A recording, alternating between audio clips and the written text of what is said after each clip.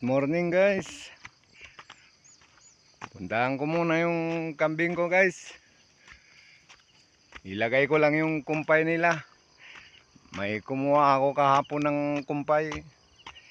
Para ngayong umaga ilagay ko lang yun.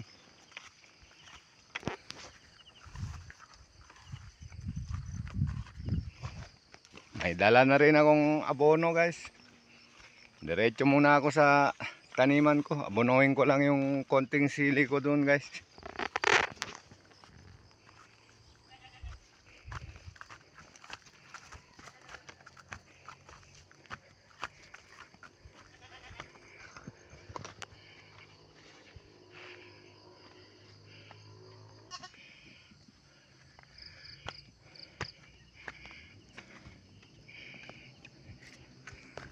Ilagay ko lang tong kumpay nila guys.